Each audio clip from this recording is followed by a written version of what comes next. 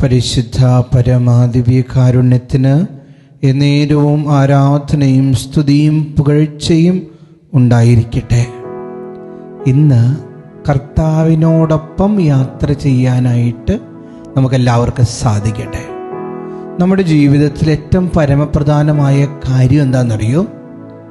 ഈശോയോടൊപ്പം യാത്ര ചെയ്യുക എന്നുള്ളതാണ്. ഈശോയോടൊപ്പം യാത്ര ചെയ്യുക എന്നുള്ളതാണ്. ഇത് ഞാനൊരു മലകയറ്റത്തോടാണ് ഉപമിക്കുക. ഈശോ മലമുകളിൽ ഇരിക്കുന്നുണ്ടെന്ന് വിചാരിക്കുക. നമ്മളിങ്ങനെ യാത്ര ചെയ്യുകയാണ്. മല കയറുക എന്ന് പറയുന്നത് അത്ര എളുപ്പമല്ല. ശാരീരികക്ഷമതയും കായികക്ഷമതയും ഒക്കെ വേണ്ട ഒരു കാര്യമാണ്. മനസാന്നിധ്യമൊക്കെ വേണ്ട ഒരു കാര്യമാണ്. അപ്പം നമ്മളിങ്ങനെ മല കയറുമ്പോൾ ചില സമയത്ത് നമ്മൾ തളർന്നു പോകും. ചില സമയത്ത് നമ്മൾ ഇരിക്കും, വെള്ളം കുടിക്കും, ഭക്ഷണം കഴിക്കും, വീണ്ടും റെസ്റ്റ് എടുക്കും, മുകളിലേക്ക് പോകും. ഇതുപോലെയാണ് നമ്മൾ അത്യധികമായിട്ട് ഈശോയിലേക്ക് യാത്ര ചെയ്തുകൊണ്ടേയിരിക്കുക. ആ യാത്രക്കിടയിൽ ചില സമയത്ത് മാനുഷികമായ ക്ഷീണങ്ങൾ, മാനുഷികമായ ഏതെങ്കിലും ചെറിയ വീഴ്ചകൾ, പാപങ്ങൾ, ഇതിലൊക്കെ നമ്മൾ ചിലപ്പോൾ വീണു പോയിട്ടുണ്ടാകാം, വീണു പോയേക്കാം.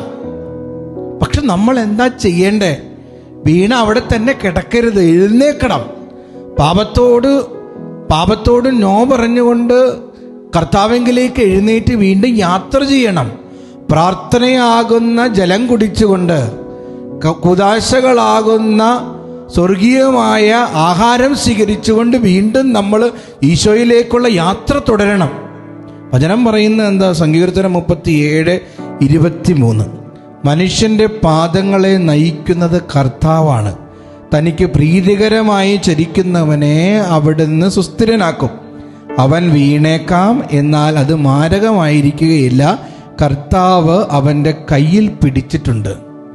വീണേക്കാം, ക്ഷീണിച്ചേക്കാം, തളർന്നേക്കാം, പക്ഷെ എഴുന്നേക്കണം കേട്ടോ. ഇന്ന് ഈശോയുടെ മുന്നിൽ പ്രാർത്ഥിച്ചുകൊണ്ടിരിക്കുന്ന വ്യക്തി, നീ നിന്നെക്കുറിച്ച് തന്നെ ഒന്ന് ചിന്തിക്കുക. മദ്യത്തിൻ്റെയോ മറ്റ് ലഹരി പദാർത്ഥങ്ങളുടെയോ ജഡികമായ ആസക്തികളുടെ ഏതെങ്കിലും തിന്മയിൽ വീണ് പോയിട്ടുണ്ടെങ്കിൽ നീ അവിടെ ഇരിക്കരുത്. നിന്റെ യാത്ര അവസാനിപ്പിക്കരുത്, തുടർന്നുകൊണ്ടേയിരിക്കുക. കർത്താവിൻ്റെ മുന്നിൽ പ്രീതികരമായി ജീവിക്കാൻ പരിശ്രമിക്കുക. വിശുദ്ധിയിലേക്ക് കടന്നു വരിക, അനുതാപത്തിലേക്ക് കടന്നു വരിക. അങ്ങനെ കർത്താവിന് സ്വീകാര്യനായ വ്യക്തിയായി മാറാൻ ഇന്നത്തെ എല്ലാ കാര്യങ്ങളിലും നമുക്കെല്ലാവർക്കും സാധിക്കട്ടെ. ഇന്ന് മെസ്സേജ് ബോക്സിൽ ടൈപ്പ് ചെയ്യണം: ഈശോയെ, അങ്ങാണ് എൻ്റെ മാർഗം.